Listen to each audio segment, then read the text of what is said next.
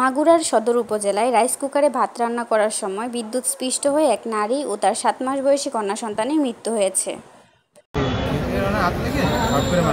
এটা সকাল কয়টার ঘটনা? সকাল 8টার দিকে। 8টার দিকে। ইনাদের বাড়ি কোন জায়গায়? বাড়ি বড়শোল। বড়শোলে। ভবনাটির টিলার কথা বললো? টিলায় হলো বিয়ে হয়েছে।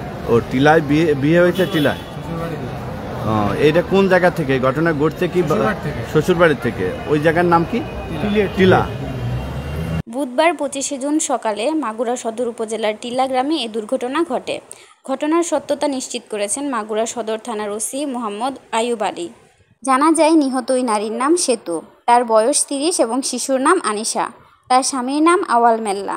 স্থানীয় বাসিন্দারা জানান নিজের বাড়িতে সকালে রাইস কুকারে ভাত রান্না করছিলেন সেতু। রাইস কুকারে হঠাৎ বিদ্যুৎস্পৃষ্ট হয়ে পড়ে যান তিনি।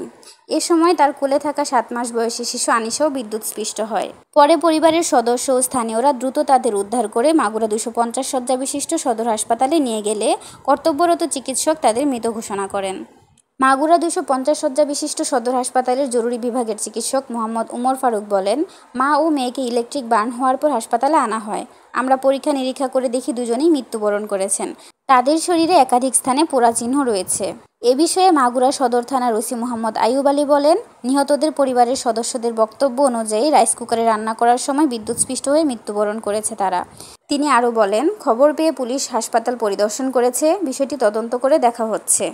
স্থানীয় সূত্রে জানা যায়, মা আনিশা বেগম চামচ দিয়ে রাইস কুকার থেকে ভাত তোলার সময় বিদ্যুৎস্পৃষ্ট হয়। মায়ের কোলে 7 মাসের শিশু আনিশা থাকায় সেতু এবং আনিশার মৃত্যু ঘটে। তাই রাইস কুকারে রান্না করার সময় কিছু সতর্কতা অবলম্বন করা উচিত। প্রথমে নিশ্চিত করতে হবে যে রাইস কুকারের পাত্রটি পরিষ্কার এবং শুকনো আছে। এরপর চাল ধুয়ে রাইস কুকারের পাত্রে পরিমাণ মতো পানি যোগ করতে হবে। রান্নার সময় ঢাকনা বন্ধ রাখতে হবে এবং খেয়াল রাখতে হবে যাতে পানি উপচে না পড়ে। রান্নার পর গরম ভাত বেশিক্ষণ রাইস কুকারে রাখা যাবে না।